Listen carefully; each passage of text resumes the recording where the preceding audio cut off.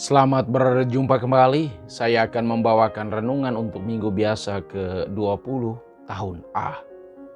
Hidupilah imanmu. Allah dengan caranya sendiri mengundang semua orang untuk berpartisipasi dan masuk dalam kerajaannya. Undangannya bebas untuk setiap orang.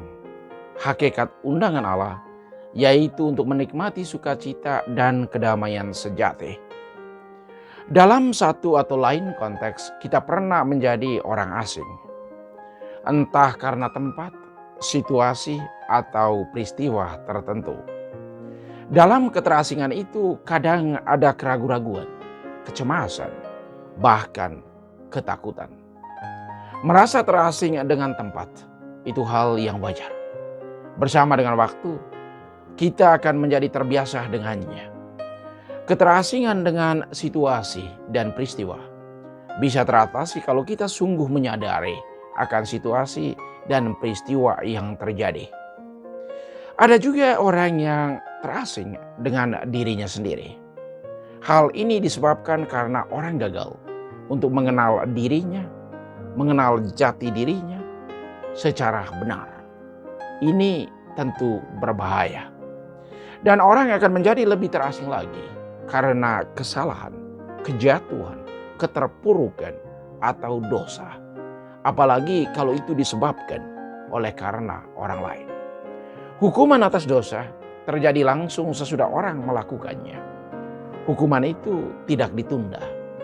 Wujudnya seperti hilangnya rasa aman, rasa damai, sukacita, dan kebahagiaan dalam hidup, baik dalam hati maupun pikiran. Inilah yang membuat orang terasing.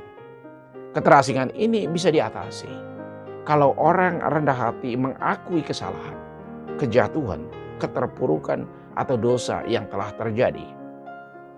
Kemudian ia bangkit untuk memperbaiki dan mengucapkan selamat tinggal dengan situasi itu. Orang-orang asing akan kubawa ke gunungku yang kudus. Demikian Yesaya mengingatkan orang Israel. Nabi Yesaya menyampaikan beberapa ajakan agar kita menjadi orang yang selalu mengalami damai, sukacita, dan kesejahteraan dalam hidup. Orang-orang asing akan kubawa ke gunungku yang kudus. Itu bisa dibaca dalam kitab Yesaya. Bab 56 ayat 1, ayat 6 sampai 7. Caranya, taatilah hukum dan tegakkanlah keadilan. Inilah salah satu prinsip utama dalam hidup yang bisa menjamin kebersamaan dan keharmonisan.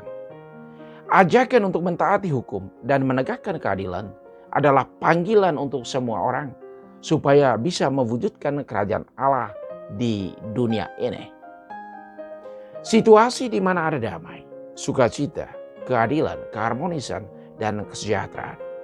Kerajaan Allah, singkatnya situasi di mana segala hal yang baik menjadi nyata dalam kehidupan konkret.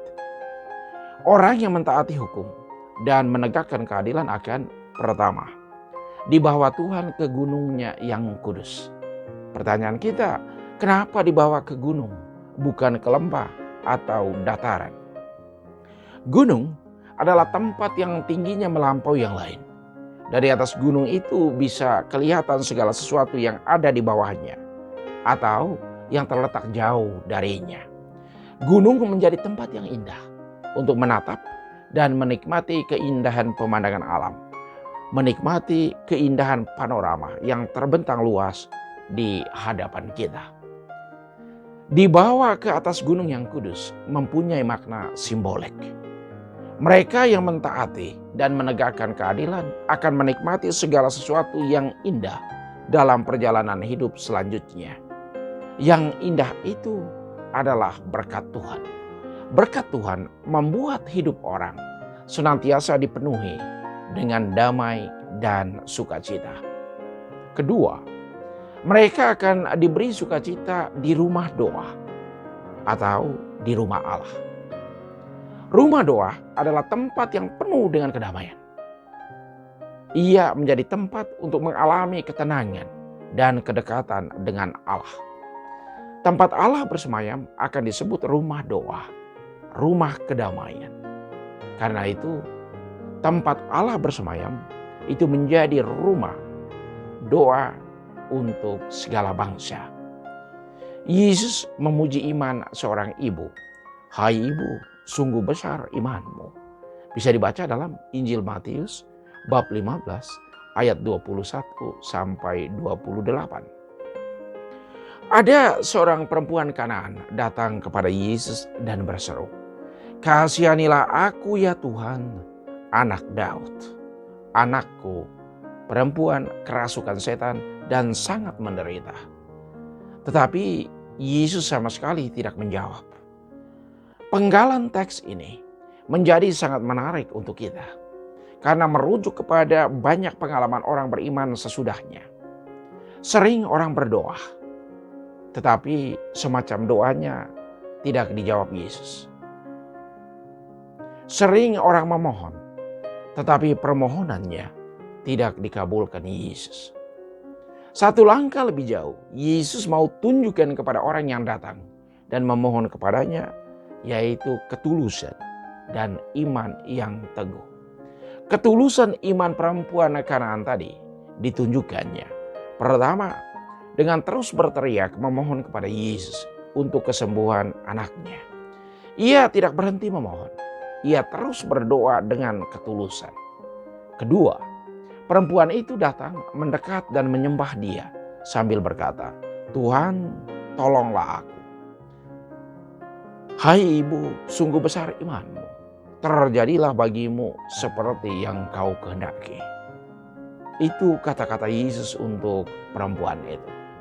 Pasti mendengar itu, ia sangat gembira, sangat bahagia.